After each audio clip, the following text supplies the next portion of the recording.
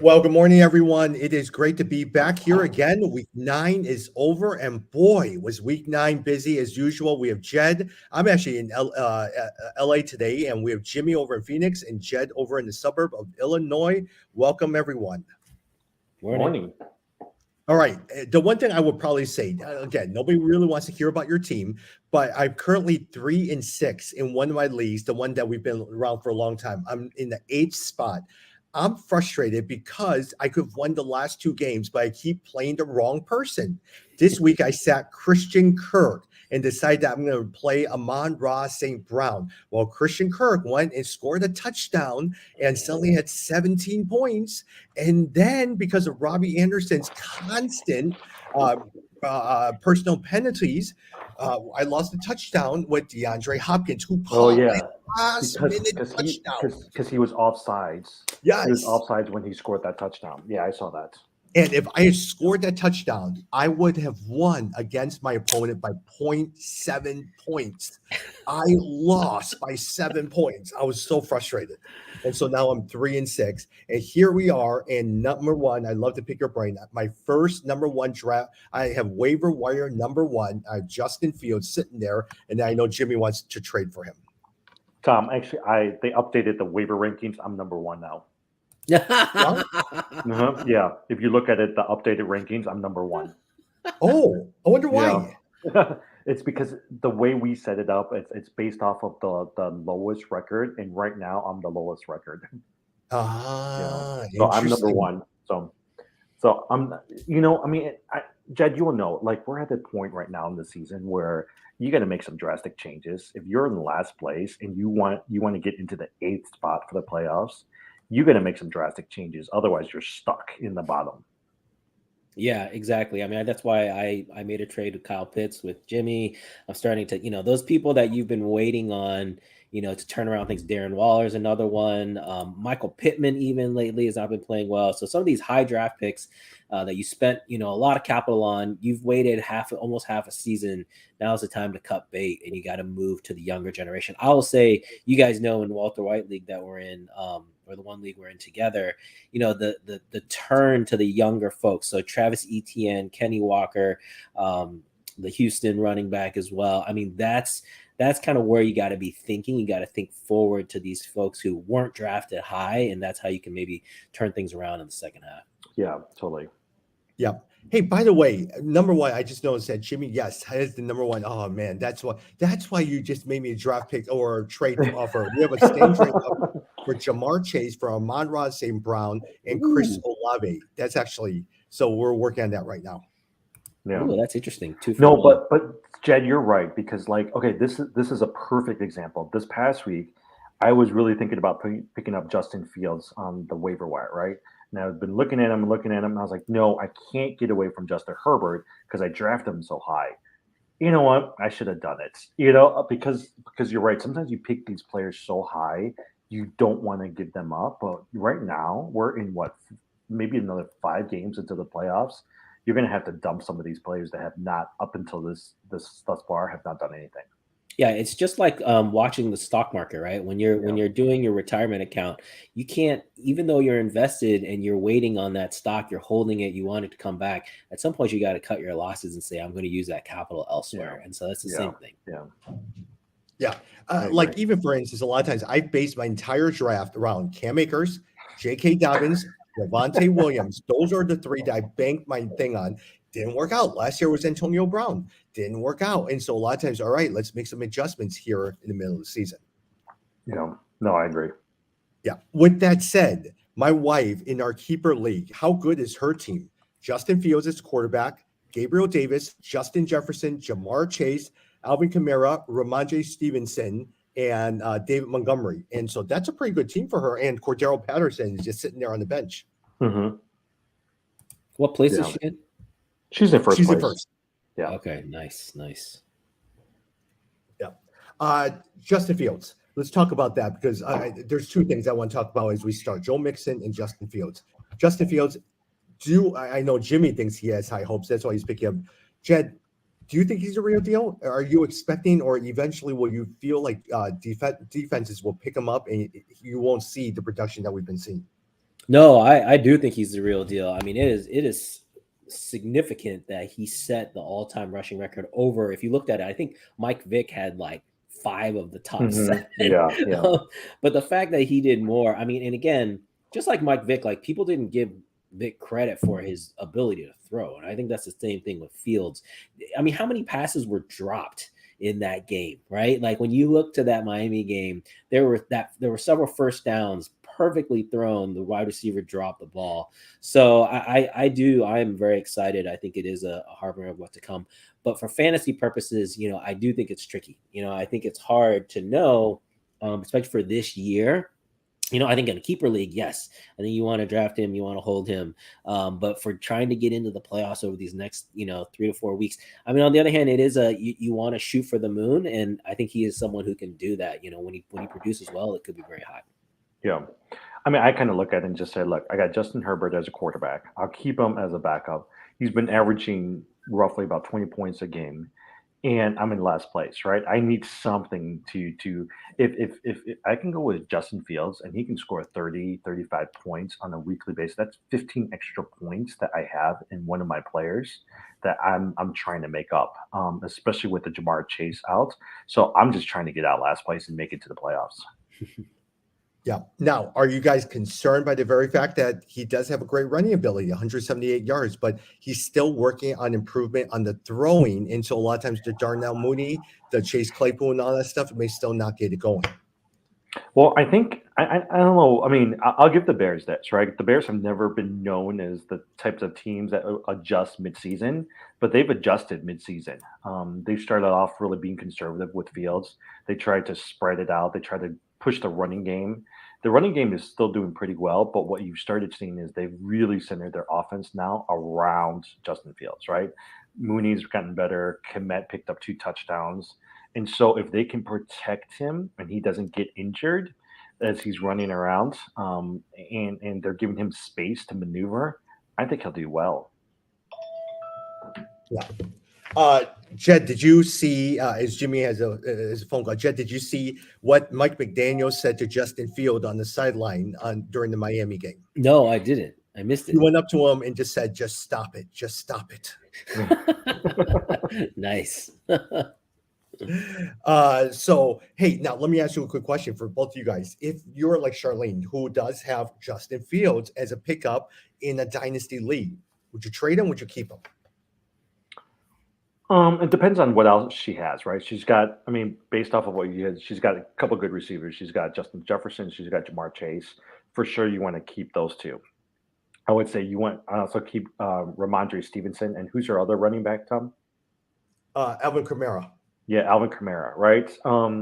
I do think that you would want, if I were her, I would seriously think about a Justin Fields instead of like an Alvin Kamara, depending on how many players you can keep for a dynasty league. But if you're going to choose Kamara and you can get some sort of decent players back, I would go for it unless you really feel like you need a Justin Fields to win this league. Yeah, yeah. Hey, if I were her, I would trade it for a Travis Etienne. I would trade it for a Kenny Walker. I would probably, if I got that offer, I should go for it. Yeah, I have a Travis Etienne.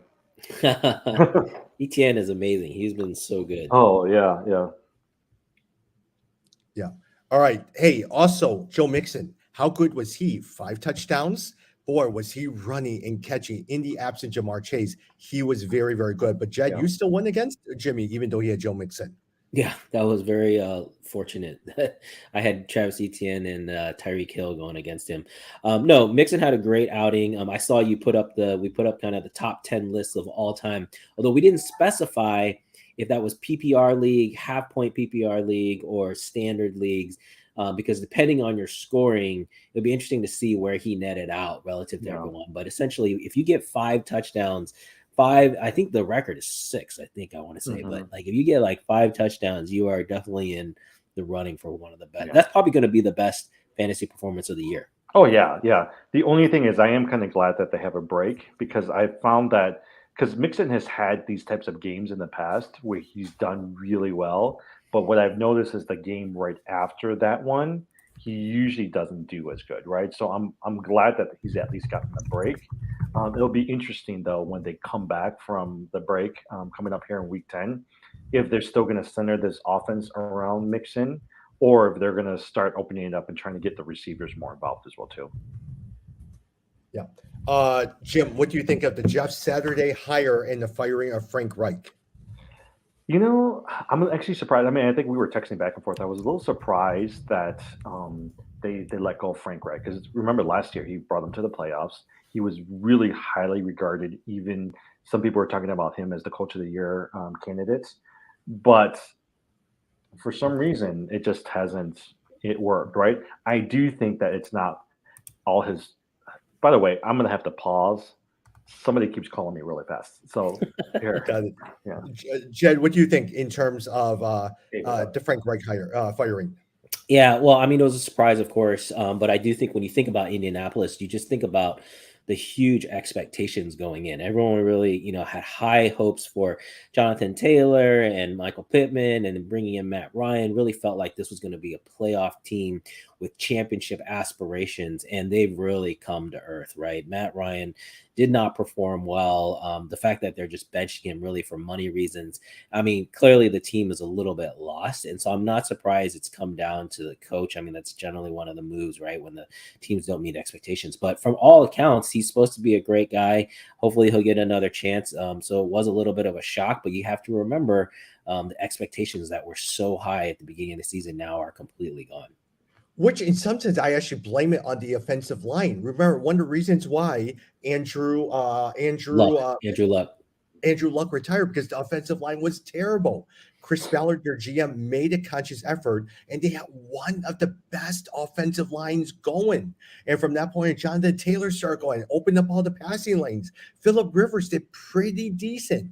The last couple of years with Carson Wentz and now with Matt Ryan, the offensive line has given up. So suddenly now Jonathan Taylor's not running, and suddenly it closes up all the receiving lanes for. I don't think Michael Pittman is that good of a receiver where he's like Jamar Chase that could, or Tyreek Hill where he could blow everyone away. And so suddenly now everything struggles. That's one of the reasons why I picked up Jackson, the backup running back, because I do think at some point, if Taylor continues to go down this route, they might shut him down for the year. Yeah. But at the end of the day, look, I think a lot of times they're not going to do any well. They're going to keep playing this backup quarterback from UT. And so a lot of times Ellinger, and so it just will not be very good. So I don't have high hopes. I think a lot of times Michael Pittman has not been good. So we'll see what happens. Well, I mean, ESPN has already started speculating. They're tanking. They're going to try to go for a high draft pick, whether it's 1, 2, or 3, and you can see it. That's why they're playing Ellinger, right? That's why they're taking a risk on a Jeff Saturday. I think what they're doing is they're playing for draft picks right now. Yeah. Do you know which former head would on the Indianapolis coaching staff, or two former head coaches would be replacing? Who is it? The Bears' old coach, John Fox and Gus Bradley of Jacksonville. Yeah. And they thought John Fox would be at least a temporary solution, and so he's not as well too. Yeah. A couple of things as well too. Cowboys, they look like to be the favorites for Odell Beckham. Is he somebody that's on your radar, Jed? Actually, he was. I was debating this. This is we're talking about waiver wire pickups. This is kind of the week you might want to think about getting him, but he really won't be able to. You won't see him play until December, even if he gets picked up, and it's going to take a little bit of time. So I was trying to debate between, essentially, if you get him, you're hoping that he has a nice run right leading up to the playoffs or right during the playoffs, and so. I mean, there aren't very many options now on your waiver wire that could really make a true difference. Like they could get you an extra 5 points maybe, but Beckham is someone who could get you an extra 10, 15, even 20 points. So I think if you're needing to swing for the fences, it's not a bad move, but it's only really if you have the time. So if you're like someone who's in the top half, you've got time, you're preparing for the playoffs. It's really not someone that, you need immediate help now, then you probably not going to be able to do that. But don't you guys think that the wide receiver, the receiving corps for Dallas is so crowded? You got Gallup, you got CeeDee Lamb, you got Dalton Schultz, you got Tony Pollard, right? That was the only reason why for me I was hesitant to go after Odell Beckham Jr. because I didn't know how much he would be able to help during these playoffs. Yeah, that's a good point. Although I still think talent wise, honestly he takes that true number one, which lets CD Lamb slide into the number two, which we've discussed how really that's better suited for him. So I think he would still do enough to where he would get more of the share of the targets, even in that offense. But that's a good point. There's a lot of mouths to feed. And Dalton Schultz is another one you should take a look at. A lot of people have had him dropped off in the waiver wires, and he's done pretty well the last 2 weeks, and so not a bad person to look at. Jim, waiver wire pickups. Kenyon Drake. He ran for 24 times for 93 yards, 2 touchdowns. We keep going back to him as well as Gus Edwards. Yep. Gus Edwards. Yeah. What do you think of Kenyon Drake? Here's my thing is, like, I think he did well, but you can never fully trust these running backs for Baltimore. I feel like every week there's going to be somebody different. My guess is, right, like Kenyon Drake did well. Next week, you never know, that he might not do well as well, too. Isaiah Likely scored a touchdown yesterday at 32 yards receiving, but then you're also kind of looking at Mark Andrews coming back as well too. So I feel like the players for Baltimore are types of folks that you never trust. You can't really fully trust because of Lamar Jackson, how he plays. Yeah. That Isaiah Likely pickup that I had him, Jimmy, that was crazy. I didn't think that you would get a touchdown, but I think he only had 2 receptions and one was a touchdown. So. You know what? Okay, so you know what was funny about it? Because before you picked him up, this was the same thing with Khalil Hilbert. I was sitting there looking at him, right? And the only reason I was looking at him, I was like, should I pick him up so that someone else doesn't pick him up? And I was sitting there thinking about it. And then you know what? You picked him up. And I was like, shoot, I should have pulled the trigger. And that's the thing is I didn't need him. But sometimes I'm like, you want to pick up a player so that somebody else doesn't pick him up. Yeah, that's advanced strategy. If you match up against, the weakness of the team you're playing against and what they're looking to pick up, and you go and get the best player at that position. That's pretty smart. Because I was speculating. I was like, I bet Jed's looking at the same thing, and he might need a tight end. I should pull the trigger. But then I was like, okay, which players do I drop just for this tight end that Jed can't pick up? And that was the difference. That was the difference. Yeah, that was the difference of the matchup between us. Yeah, it was. Yeah. By the way, we didn't talk Friday as well too. And in some sense, actually, Michael Thomas is once again out for the year with the dislocated toe. The New Orleans Saints continue to start Andy Dalton. Jameis Winston is recovered from his injury, is healthy, but they continue to play Andy Dalton. For you guys, is there anyone that you guys like? Alvin Kamara had his lowest receiving yard here during the season since week 3. Do you guys even like Chris Olave because of this? I mean, I think they're a mess right now, and so I don't. I mean, I like Olave as a long-term prospect, but for immediate help, it's a tough situation. If you saw yesterday, Dalton has still got some juice left. It's just he didn't have any time. The guy was getting destroyed behind the line, and so it's a tough situation. I would say from a fantasy standpoint, I wish that they would bring back Winston. Because here's my thing. Look, from a fantasy, I don't care if they win or not, but I care about the stats. And Winston can throw that sucker, Give me some Winston, give me some Taysom Hill. I actually think fantasy-wise, Olave would really benefit from them. Yeah, but Jawan Johnson actually scored a touchdown yesterday as a tight end. I mean, there's actually some pretty decent tight ends out there on the waiver wire. We talked about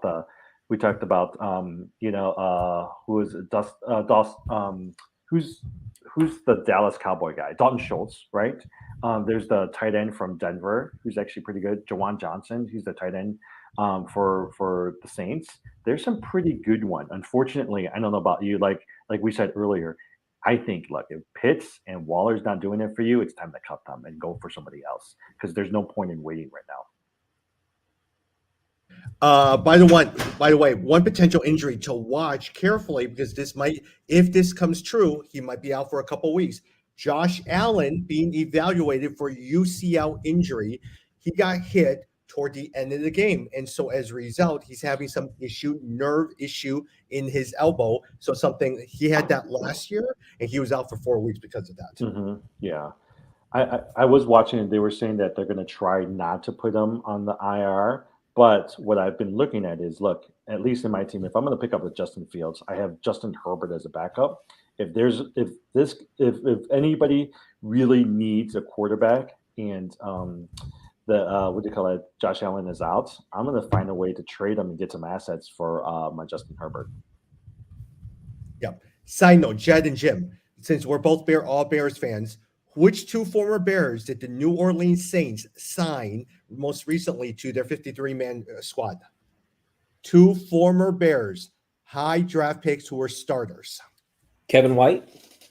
Kevin White is one. Who's the other one? Jordan Starter. Howard. Really? Jordan Oh, Yep, Howard. wow. Jordan Howard and Yeah. Kevin White has now been signed to the active squad for the New Orleans Saints. Oh. I'll never forget Kevin White because when he was drafted, my son and I went to that draft town in Chicago, and actually my son played catch with Kevin and got an autograph for him and all that. So had such high hopes for him, and then it just didn't pan out. So sad. Speaking of that, on the opposite side, Green Bay Packers, is there anyone that you like? The only one, because of the Aaron Jones injury, AJ Dillon is the only one that I'm looking at. Not Aaron Rodgers. He is sitting on that waiver wire. Does anyone disagree with that? No, I don't, and I have to say, as a Bears fan, it has brought me so much joy to see the Packers struggle. And honestly, every week I take the Packers loss over the Bears win at this point. Like, it is just great. See, I don't know if you guys saw the video of him going nuts on the sideline and getting upset, but yeah, they are trash right now. I mean, Romeo Dobbs, I dropped him. Like you said, Aaron Jones, I'm holding on. I'm actually benching him because of the injury. AJ Dillon's interesting, but they're so lopsided right now that defenses are able to just key in on that running game, and it's just really hurting them. Aren't you surprised by him? Because early in the season, they did so well using both Dillon as well as also for Aaron Jones, right? Like they did really well. And I don't know what happened these last few weeks, but it's like they completely went away from the running game. And they have no outside Lazard catching a bunch of passes this past week. They had nobody else out there to catch for them. Well, Rodgers has to he's 2 interceptions in the red zone. He's never done that before. And if you looked at him, both throws he shouldn't have thrown. They were into heavy traffic. He has nowhere to look but himself. Like, he's pressing. He's clearly pressing without Devontae Adams there to kind of bail him out. And so I don't think that it means that his skill set has dropped off. I just think he's in a situation that he's not used to and he hasn't adjusted yet. Yeah. He had 9 interceptions all last year. As of this week, he has 7 interceptions. And so a lot of times he's not, like you said, he's not adjusting to it. But at the same time, the Aaron Jones, AJ Dillon combination actually help because it allows his wide receivers to get open, especially in the early going as well, too. I mean, at some point, don't you guys think that they're going to have to turn it around, though? You know, I mean, there's no way Aaron Rodgers is going to let this happen. So there's a part of me that says they're going to have to do something. They're going to have to focus on the running game. So that's why I'm still at least hoping that between whether it's Aaron Jones or AJ Dillon, they're still at least fantasy relevant. Elijah Mitchell, designated to return from the IR. Are any of you guys interested in Elijah Mitchell with Christian McCaffrey sitting there? That's interesting. That's not a bad idea, although I'm actually more interested in the former 49er, Jeff Wilson Jr. Yeah, he really showed this weekend. I mean, he played well. I actually think he might be the number 1 guy there. He might be the better back than Raheem Mostert. So but that's an interesting one. You know, Mitchell, I mean, McCaffrey, they're probably going to be a little careful with him and hopefully not, trotting him out there every single down. And so there may be room for Elijah Mitchell to have some moments. I agree with you. Jeff Wilson played close to 70% of the snaps this past week, and he was just supposed to be relegated to backup, right? But you're right. He was clearly the better runner and a better pass catcher than Raheem Mostert. What was surprising was Nyheim Hines. I was expecting him to be able to carve out more of a role in Buffalo, and that didn't seem to materialize. I think he had 0 points. So I didn't watch the game, so I don't know if that was just like due to the script, but it would be interesting. I was expecting Hines to have more of an impact there in Buffalo. Another play that we were talking about last week, Michael Carter. A lot of times we thought since the trade for James Robinson, he would do good, but James Robinson had 13 carries, 48 yards. Michael Carter had 12 carries, 76 yards, and 1 touchdown. I mean, you gotta give it to the Jets. They defeated the Bills. Garrett Wilson's had over 100 receiving yards. Zach Wilson looked pretty good. I wouldn't say Zach Wilson's like the best quarterback in the world, but they're going to make some noise going into the playoffs, especially coming off of this victory for the Bills. I was kicking myself for not betting on that game. So I have Yeah. not bet using the Yahoo app all season. I've been like withholding. But when I saw that the Jets were 11-point underdogs to the Bills, I was like, that is a lot of points. I didn't think they were going to win, but I was thinking, man, that is a huge spread. And then they actually went out and beat them. So that was pretty impressive. Yeah.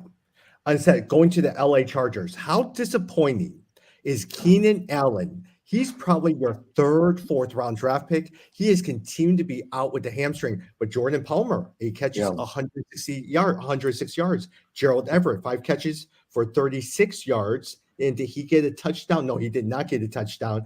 And then even DeAndre Carter, a lot of times 5 catches, 53 yards. But with Mike Williams and Keenan Allen out, Jordan Palmer is it. Yeah, Keenan Allen is old. I feel like the last couple of years he's missed so many games. That's why I don't want to like pick him up. Even Mike Williams get injured all the time too. That's one of the reasons why when I saw Palmer on the waiver wire last week, I started picking him up because Justin Herbert throws so much. They need someone to help in terms of relieving some of the stress on Austin Eckler. And so Palmer, I mean, even Eckler. Eckler on his podcast said, if I had a fantasy team, I would pick up Jordan Palmer. So for me, Wow. Yeah, so that's why I was like, he's got to know something. So that's why I picked him up. Oh, that was good. That's good intel. Yeah, when you hear that, that's always impressive. Yeah. Hey, on the Tampa Bay side, right? Leonard Fournette has been trash recently. It has not gotten going. But one person to watch is Cade Alton, the tight end. And so a lot of times, even last week with Cade, he had 5 catches, 68 yards, 1 touchdown. That's something in terms of watching him out for. In the last couple games, he's had 68 yards, 1 touchdown, 2 games go, 4 catches, 64 yards. So that's someone to keep on your radar in case you need a tight end. Mm-hmm. Yeah. Switching gears a little bit. Who is your top? Is there anyone, Jed, for you that you're sitting there, man, this is the guy besides Justin Fields that I'm going after this week? No, I mean, we talked about Jeff Wilson Jr. There was one other running back I was looking at. Who was that? We talked about Odell Beckham. And then we talked about Palmer. Oh, Algier from Atlanta. He had a pretty good run, the Atlanta running back, and he might be on the waivers in some of your leagues. Not a bad person to take a look at if you're, again, looking for running back help. Yeah. Jim, what about yourself?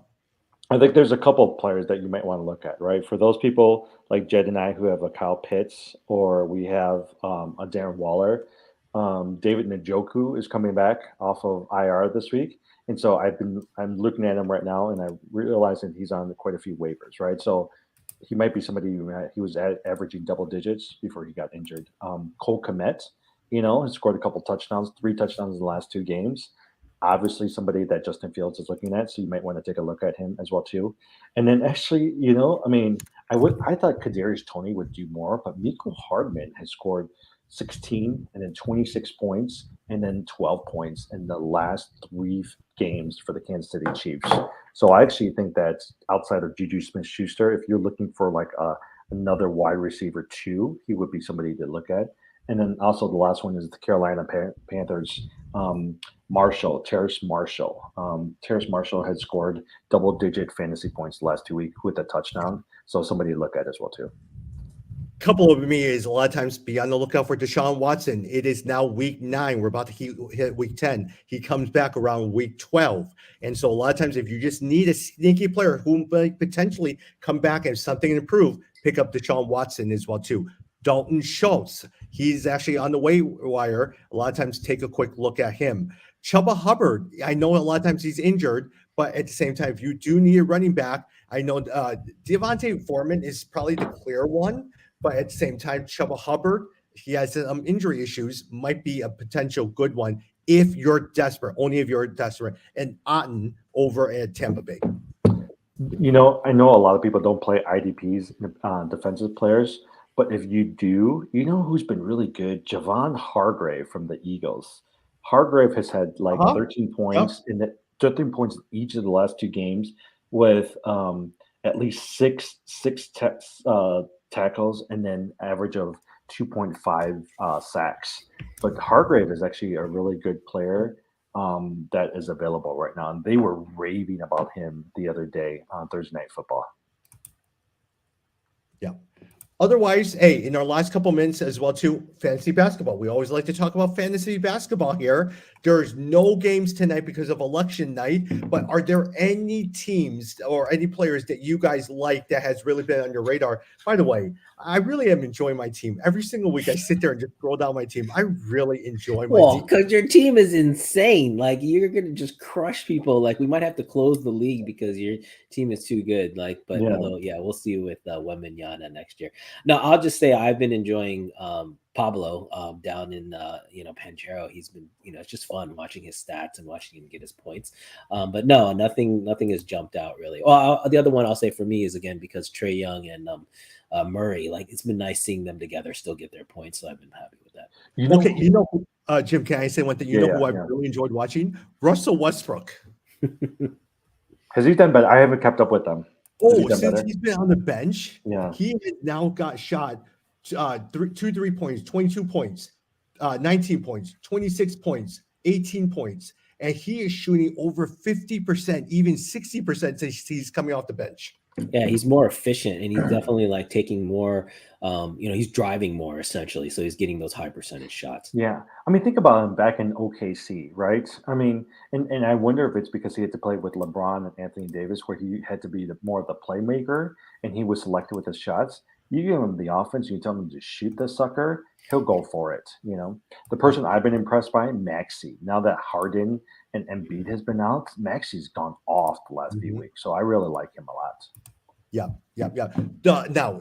If you are a fan of the Golden State Warriors, besides Curry, who is going off, the rest of the players stink. They cannot find a good bench. I was watching the game yesterday. Wiseman has now been benched. JaMychal Green has now been benched, where they're playing Moses Moody. They were playing for him a little bit. Kuminga was playing a little bit. They can't find Jordan Poole. What a disappointment he has been so far. Yeah. No, I mean, even like, for instance, like Klay Thompson's not the player that he used to be. Draymond Green is old, right? And so outside of Steph Curry, they've got nobody else that they can rely on right now. Yeah. One player, if he's sitting on your waiver wire for you to watch, Brook Lopez. We're now seeing remnants of the old Brook Lopez. The other day he had 25 points, but he'll at least get you one block a game. So if you just need a block, Brook Lopez is the way to go. I think the other person you might want to look at, especially with Chris Paul out, is Cam Anderson. They're going to need some sort of replacement for offense out there, and I think Cam Anderson is going to be a good pickup for everybody. No, I think he just got. If you take a look at, I'm pretty sure I just saw it come across. It's Cam Johnson, and he now is in COVID protocols. Oh, he is? Yeah. No way. Yeah, take a look at it. I'm pretty sure that I saw that come across. Also who is struggling with COVID protocols again? No, not Cam Johnson. Cameron Payne. Cameron Payne. Oh, Cameron Payne. Got it. Cam Johnson. Yeah. Cameron Payne. Do you know who is struggling with COVID protocols again, Jed? Rudy Gobert. Rudy Gobert is once again in COVID protocols. Oh man, that's crazy. No, they were saying that that has not helped the Timberwolves at all training for him. Yeah. All right. I am back in Chicago on Thursday, and so we'll probably see you on Friday. Okay. All right. Safe travels.